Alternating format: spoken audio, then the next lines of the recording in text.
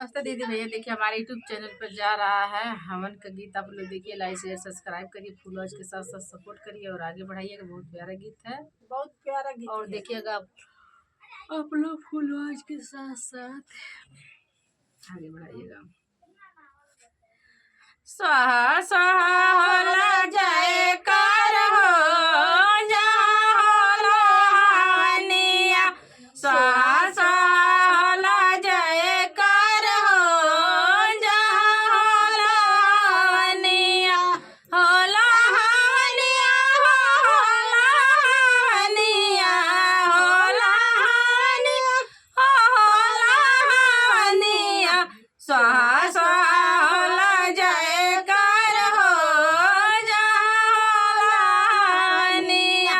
स्वाहा स्वाहा होला जयकार हो, जहाँ होला हवनिया।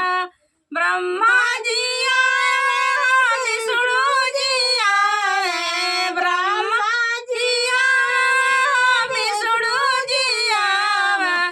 सतवा में आए महाकाल हो, जहाँ होला हवनिया। संगवा में आए महाकाल हो, जहाँ होला हवनिया। स्वाहा स्वाहा बजै हर ताल हो, जहाँ होला हवनिया।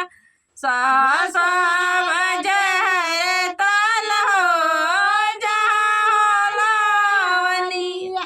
स्वाहा स्वाहा होला हर ताल हो, जहाँ होला हवनिया। राम जी आए, लक्ष्मण जी आए, राम जी आए, लक्ष्मण जी आए। संगवा में आवे हर महाकाल हो, जहाँ होला हवनिया। स्वाहा में आवे महाकाल हो, जहाँ होला हवनिया। स्वाहा स्वाहा बजै हर ताल हो, जहाँ होला हवनिया। स्वाहा स्वाहा बजै हर ताल हो, जहाँ होला हवनिया।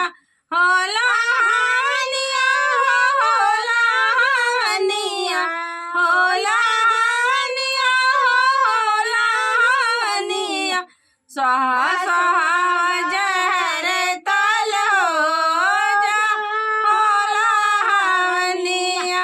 स्वाहा स्वाहा होला हर ताल हो, जहाँ होला हवनिया। शंकर जी आए, गौरा जी आए, शंकर जी आए, गौरा जी आए।